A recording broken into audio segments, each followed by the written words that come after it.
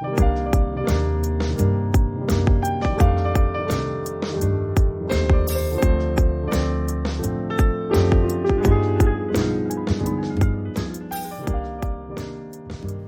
back to Articulate with Steve McJones. Hey, what's up? It's me, Steve McJones. How you doing? What's going on? This week I got Jaysen Rosario, a fellow friend of mine that I made here in Philadelphia, a fellow friend from Philly.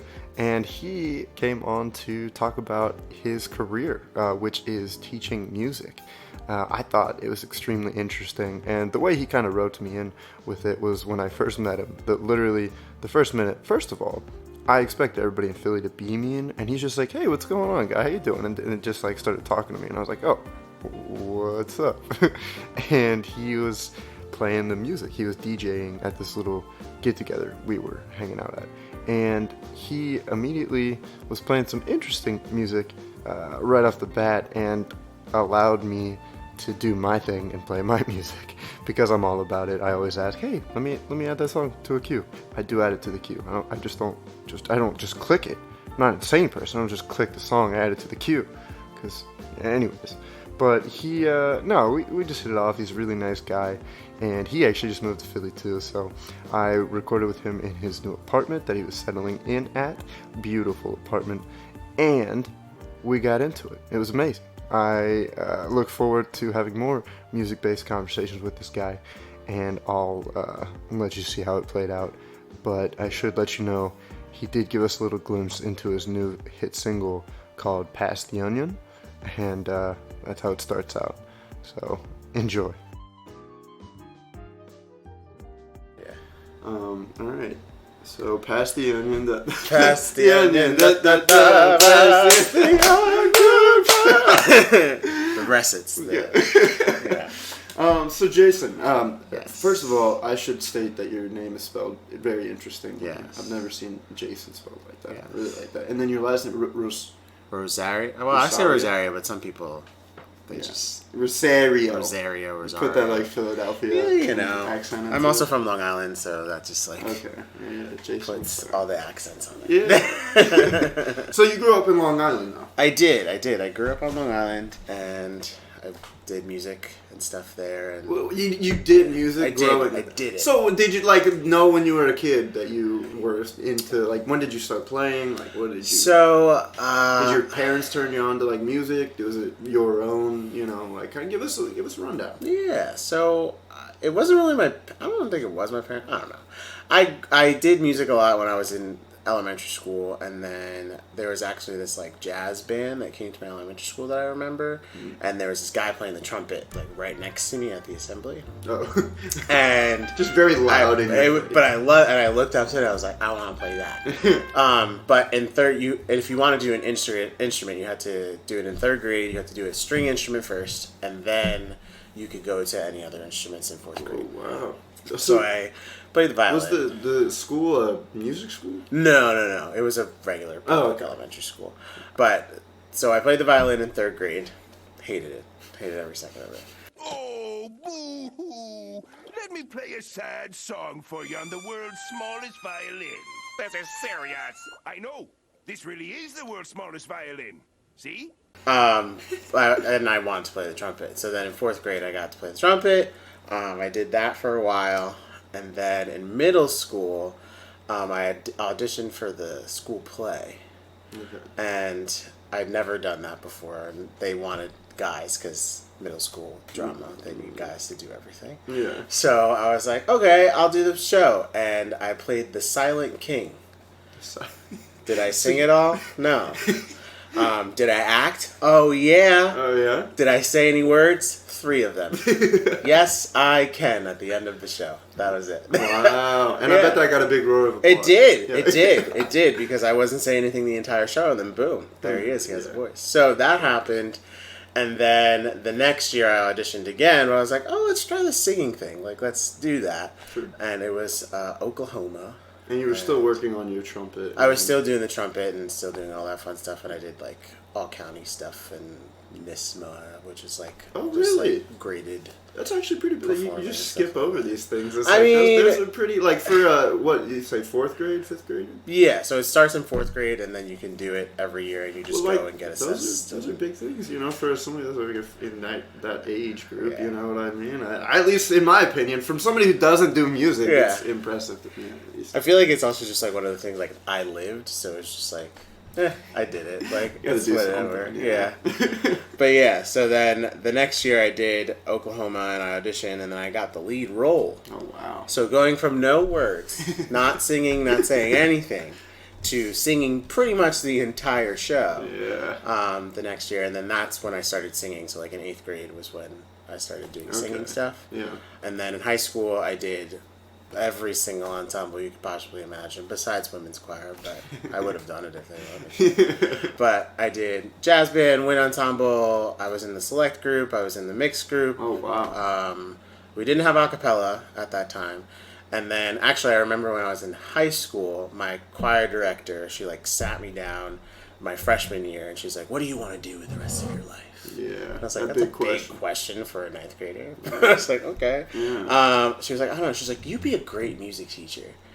At 9th grade, she says this. So I'm like, okay, I guess I'll keep going with this music thing. So then I did it, and then I guess that just stuck with me, and then I started auditioning for schools my senior year, and I did all state choirs and stuff like that in high school, and singing and playing and doing all that fun stuff. It now that you're reacting like that, it makes me feel actually do things. Yeah, no, that's, you're down skipping over. Yeah, I was in the you just listed them off. And it's that's a lot, man. I don't know. So specifically, I mean, you don't have to get into all the differences and everything, but what why did you? What made you want to do all those different ones, and what it was just what about it kind of. Because you could pick one, you know, group and go really ham in that, and but you were attracted to all the different sorts of styles and everything, you know. I never thought about that before.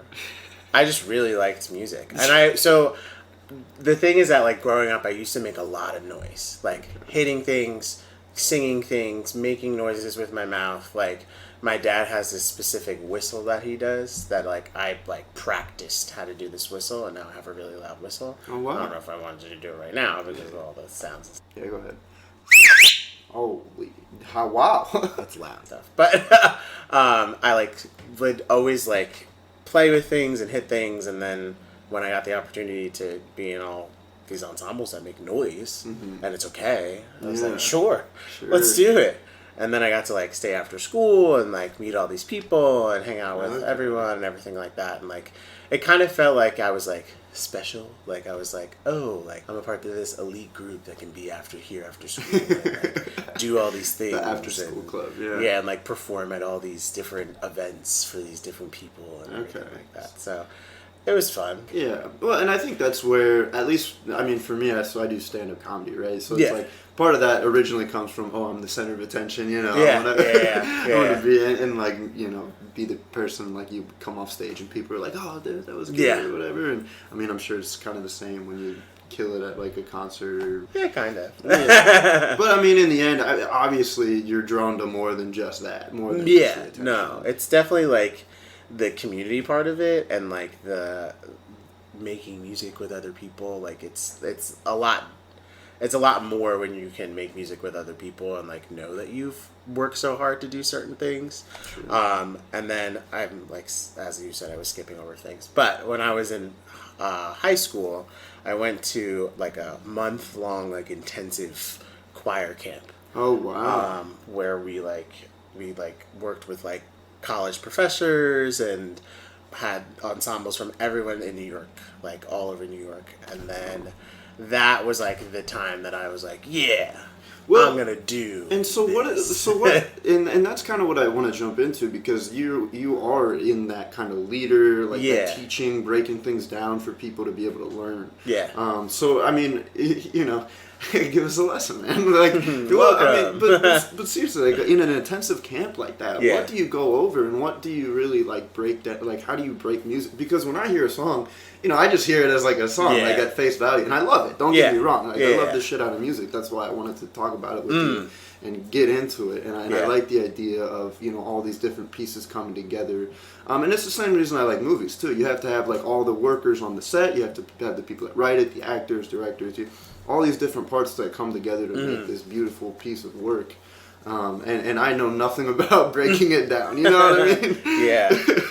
I mean, it definitely is a process. Like, so that camp, it kind of was like a mock, like what you would get as like a music major. So you would go in and you would take theory classes, you would, you know, take piano classes, you would take private voice lessons, you have different small ensembles, big ensembles, and you were just responsible for learning your own music. And the cool part was that it was all high school kids, so like, we would just form these different groups and like say like, hey, we're gonna go practice this, like you want to come over in the stairwell and we'll just do this, and then other people throughout the camp be like, hey, you want to sing this song, like let's go practice it just for fun, like just to like make music.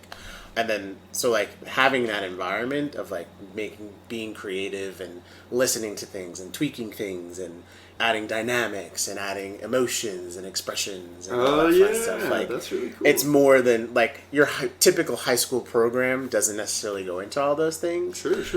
So as a person who really knew the basics of what choral singing was and really had a chance to go on the other side of things with expression and stuff, was really like eye-opening. Yeah, would you mind going into a couple of those things? Like I guess, like the expression, even theory. I don't know that much about music theory, you know, all that sort of So there was, they'll name a specific piece. There was a piece called Afternoon on a Hill, which is like, it's basically like saying, like, at the end of the day, like, there's all these things in the world, but at the end of the day, like, you can just relax and chill, and like, everything's gonna be all good.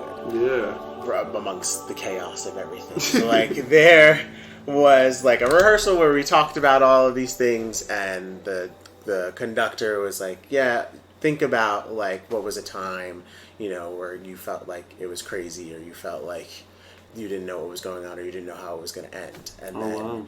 So it's like channeling that. Yeah. And even the experience like at the camp, it was a bunch of kids from all over New York. Nobody knew anyone. And we're like, well, we gotta form this choir, and we gotta make sure like you guys know each other and you guys can sing with each other and trust each other. And then the crazy month that it was, where we're waking up every day at 8 a.m. and like doing this intense work every single day.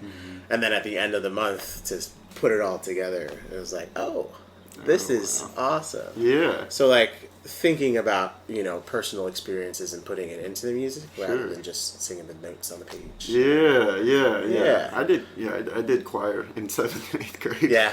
And I remember it being very, just like you said, like you read it and then you go over it and you work on the parts, obviously, but you don't go into that the emotion that goes behind it and everything like that. I mean, especially with like, you know, time schedules and like there's other things that are happening in a educational setting rather than like an intensive camp setting. Yeah, so, sure. Yeah. So did you have like a favorite of all of the things that you did at that point? Did you have like a favorite? Like as far as like what, like choir versus band versus all that fun stuff? Sure.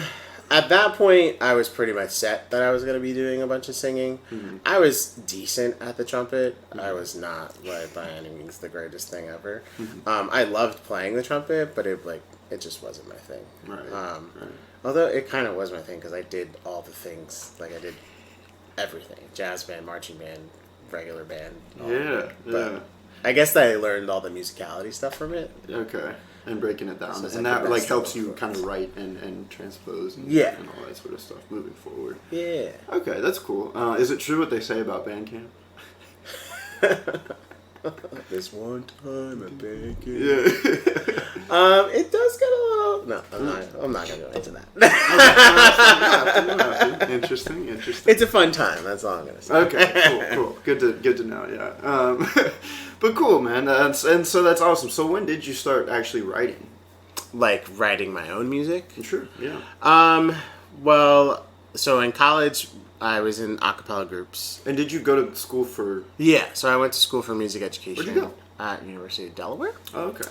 And then I was in an a cappella group there called the Melodies. Shout out to my Melodies. You and I get in contact high off each other. We could get lost in between. And then I was also in UD Chorale, which is like the top choir there, traveling around and all that fun stuff. But a lot of the like meat and potatoes of what my composing stuff was from Melodies because we had to write our own arrangements. So my first arrangement. That's intense. Yeah. My first arrangement was really bad. Like, really bad. But we sang it. Somewhere. It was, I think it was Love on Top. And all of the parts did the same thing the entire song. Oh, wow. Except there were some modulations at the end, which was really exciting. Yeah. But it was just the same thing over and over again. But then I started listening to other a cappella groups, you know, because there's ICCAs and all that fun stuff where, like, these people win awards for it. So right. I would listen to a bunch of that and then try and, you know, mimic it and do my own style. Mm-hmm. And then I started writing arrangements of other songs, and they got better and better and better as the time went on. And then we also competed in the ICCAs, and our last year, my senior year, we went to semifinals, which was like a huge deal, wow. at least in our minds. It was Sure, a huge deal. no. Just because, like, we had been working all 4 years and still didn't get to semifinals, still didn't get to semifinals, and then the last year was like, oh, We did. hey, Yeah, like a senior year. Type we of- got it. We know what's going on. So, yeah, it's super fun. And, like, arranging, there's many, like, avenues you can take with it. Like, you could be very technical about it and do a lot of, like, music theory and thinking about, okay, what is the song and all the different chords and stuff. Oh, like that's where they get like math rock and stuff, right? Math rock. I've never heard of that. I don't know. It's just like everything based off of numbers. So it's like the perfect numbers, and it's like it has to be like like the Fibonacci sequences or whatever. Never heard of that before. I do music. I don't do math. Fair enough. Yeah, Fair enough. But the theory being that like the perfect numbers makes the perfect sound. Yeah. Or whatever. But yeah, it's so like the way that I did arranging was more like I would improvise a lot, like on my own. Like I would set up a mic and at my computer and listen to the song and just start singing a bunch of stuff. Oh wow. And then I would listen to it over again and pick out all the things that I liked and then try and be like, okay, this is an alto part, this can be a soprano part, the bass line is here, and then 3.5 minutes takes like days sometimes. But then you get an end product and you're like, oh wow, I did that. That was all me. So you're more of a chaotic approach to composing music. Similar to many other parts in my life. How shall one say, Director? Too many notes, Your Majesty. Exactly. Very well put. Too many notes. It's just like, yeah, we'll just throw it all out there and see what lands on the floor. Yeah, but then it obviously turns out pretty well. Yeah, for I the mean, most part. I like the arrangements that I made, and so and I think at a certain point, I almost hindered myself a little bit because then I would listen to the arrangement like, oh, that's not as good as the last one was. So like, as my arrangements got better, I would be more critical of myself, which is like good and bad because then you lose that like, it doesn't matter. Like, let's just do it. It'll be fine. And then now you're being a little bit more specific. So kind of want to go back to that, but yeah. Well, and so moving forward, like with the education part of it and teaching. So how do you approach helping kids learn their style? Really? Yeah. So, I mean, I currently teach and I have been teaching elementary school primarily, and I'm actually going to be teaching. So I used to teach kindergarten to 5th grade, and now I'm going into pre-K to 3rd grade. Okay. And the like methodology and theory, not theory, but the methodology that I typically use. We know I can't so many mess with theories. Theory. Yeah, I can't do that. This is a theory of education. But the methodology that I use is more on like a immersion of music and like being immersed in different tonalities and different meters when you're younger, so that you kind of like get the language, kind of like learning a language. Like when you're a baby, people just talk around you and you're just listening. So in a way, you it's automatically just almost to that start speaking. chaotic It is approach. My life, Steve. My life. No, that's great. No, Which that's is why it speaks to me. So I like it. Yeah, and I mean, I think it's almost just like a data thing, like running data through people until the point where they can recognize the data a little bit. That's pretty much what it is. It's like I'll sing and chant everything that you could possibly hear, and then whatever you pick up, and you put it in your brain, you think about it, and then when you hear it later, you're like, oh, I've heard that before. Yeah. What is that? And then later on you start identifying and labeling things, and then you get more specifics as like, major, minor, or triple, or duple, or whatever. No, triple dipple. Triple dipple, dipple, dopple, wapple. And don't forget Pass the onion. and then you come up with an amazing hit. Pass the onion. Yeah. It just comes out of nowhere. Chaos. No, but it's interesting because I'm actually like, again, I guess relating it to my experience with stand-up a little bit. I've always just kind of passively watched stand-up comedians, and kind of taking into account laughing and all different sorts of. Well, I didn't even realize that there were different sorts of comedians when you start watching stand-up. Right? But then you realize there's storytellers like Mike Birbiglia, but then there's people who just do one-liners, like Neil Brennan has a couple, or the performative arts like Bo Burnham, performative comedy, which is amazing. But yeah, and I didn't realize I was watching all these different sorts of things, but now that I've started doing stand-up regularly and kind of looking into it a little bit more, I've been listening to this podcast called Let's Talk About Sets, and they actually break it down into like, there's like taglines and like the setup and the comedic timing and like how you come at the energy, the audience, all these different elements that actually go into it. So like I said, it's interesting. I guess it's almost I'm the child in this situation, where I've been just shown all these different chaotic things, like kind of, and now I'm actually looking into how to dissect it and open it up, and it's really cool to be able to break it down into that different scenario. So I think from there, like, for me, and I guess within music too, is like, and you've found out your style of that chaotic approach. But it's like now I have to form and kind of see how I want to come at it. You know what I mean? And then kind of narrow it down and be like, all right, what is my? Especially because stand-up comedian, it's like there's a performative aspect of it, so you have to you have to ultimately come up with your performance no matter what it is. So like you can have like bits and pieces of everything, but. And honestly, I do want to take elements that I get from music, because I enjoy all different sorts of music too.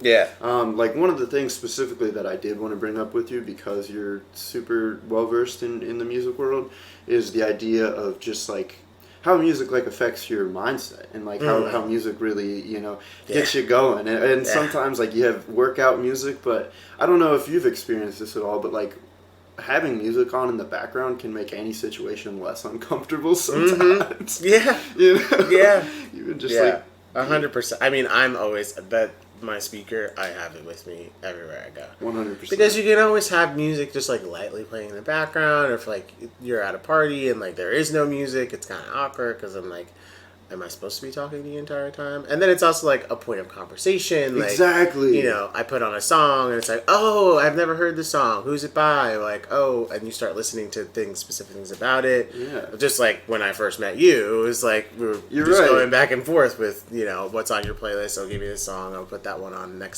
what's next in the queue. What's next in the queue? Add it to the freaking queue. Yeah. Don't just click on the song. Anyways, that's a Don't mess up the queue, man. It's like, that was not next. But yeah. There's just so many good... It's utilizing music for the enjoyment of the entertainment, but also like you can also like even when I was going through the pandemic, I was going through like some hard times, right? And I started throwing on to like I would get caught in these thought loops and just think the same things over and over again. But then I was like, you know what? I've never listened to like a Beethoven album, right? Like all the way through. So you throw that on in the background, and it really just kind of makes your mind think about something else, or like move on, or just continue forward. You know, I mean, I don't know if you regularly listened to Beethoven before, but like, there's definitely similar to like the immersion chaotic thing that we were talking about before. Now you've listened to classical music, so much of classical music is actually in all like the pop music and stuff that we listen to now. So like, I'm sure there's some song that you'll listen to later and be like, oh, that's a Mozart piano, whatever. That like, I think there's one, like I forget what the name of the song is, but there's a Mozart piano for thing that's it, I guess. I don't know. But like in a current pop song, the melody is that piano concerto. Oh wow! Yeah, It's crazy. I actually saw this video. It was like all these pop songs are comprised of like the same 4 chords for like everything. The music is just 12 notes put in different orders. Well, and so how do you? I mean, does that limit you at all? Not really, because there's other factors to go into it, like tonalities and different like expression and everything. And meters and different timbres and stuff like that. Yeah. That's just interesting. Yeah, so I don't know. Music has always been a big part of my life. It's pretty awesome. I think the point, is trying to use it moving forward in other elements as well. And again, having Beethoven on or something to like enhance your creativity or your focus. Or I mean, they did that with video games. Like the guy who created Zelda, he would like sit in his office with the music and like see if he could sit with like how long he could work with it and like how it affected his work and everything, because he wanted to make sure it was important. He knew it was important for the game and everything. I mean, the whole Ocarina of Time was like based around that. But I just I'm really glad that the reason I wanted to talk to you is because it's not everybody appreciates music, you know what I mean? And I can tell sad. It's so sad. It's like, why? Yeah, but I can tell you have a real love for it. I man. do. Yeah, I really do love it. I like making noise. Like making noise, being loud, but also good noise. Yeah. Good noise sometimes. And there's there's the imaginative part of it, and I was watching a video yesterday of the Lion King was rehearsing for the shows that are coming up, because after the pandemic everything closed. Oh right. And I started crying when I was watching it, because like these people haven't sung with each other for over a year, and then they're all in the same room singing the song that they sang every 7 days a week before the pandemic, multiple times a week. And just very emotional. like before she even took the first breath to like sing the first note, she was like, "Oh, can't do that. Hold on, give me a second." And I was watching, and I was like, "Yep, that's it. She knows what it's about. She knows what it's about." Wow. Yeah. So like moving forward, I guess like how do you, for yourself, plan on kind of continuing that learning and growing within music, and how even on a broader scale, like how it's been changed and how you think it's gonna move forward, I guess. For myself, or like just again, I mean, for myself, I feel like now that I'm in a city like with people all over the place and all people from different backgrounds, I feel like there's going to be a lot more that I can dive into as far as like ensembles to go into, or different recording techniques or different types of music when I'm here. So like just kind of different places of inspiration to draw from. That's kind of another reason I wanted to move to the city as well, is to really get different perspectives as opposed to my single-minded Ohio perspective. And I mean, anyone from anywhere can just be like too pigeonholed into what they know rather than like listening to whatever and just going with it. And that's only music, but like there's other things. Right. Yeah. Ideas. Mindsets. So I guess in the future I would want to, just know a lot more than I do now. I mean, I know a lot more than I did 5 years ago. So like that's I feel like I'm on the right path. Yeah, absolutely, and guiding the youths as well. Yeah, helping the children's. FTK for the kids. All right, man.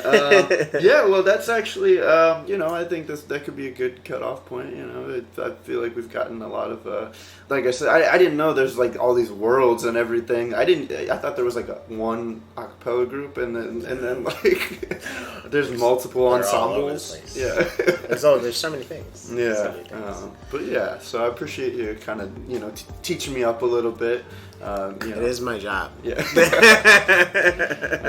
All right, man. Well, thanks for recording. Well, how was it? How do you feel? Do you feel musically inspired by Jaysen Rosario? Because I do. That was amazing. Thank you so much, Jaysen, for allowing me to be an insane person and have you and I talk about music that I know absolutely nothing about. And, it gave me a base level of knowledge, and I hope the listeners got a little bit of that as well. And I look forward to talking with this guy in the future and hanging out with him more and getting to know him. I'm actually really glad that he allowed me to record this because, again, I have not quite met a lot of people. Well, I have now, but I haven't felt comfortable asking them to record with me, and Jaysen is a very comfortable person, so I appreciate that, and I do want to let y'all know I'm back in the zone. I'm feeling it again. I've got one lined up to record on this Sunday, and I don't know if I'll necessarily be able to get back to exactly doing it weekly or as often as I was, but I am going to try to start pumping them out more. I owe that to myself, but also my listeners, my 2 listeners, and I'm excited for things to come. Fall is my favorite season. It's going to be awesome, and I hope you have a great week. Thanks for listening. I love you. Amen. Okay, bye.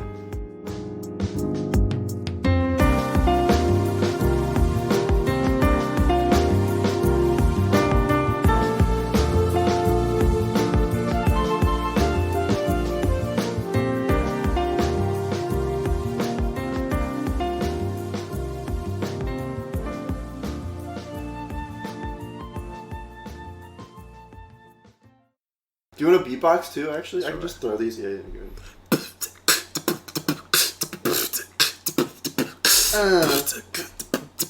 good.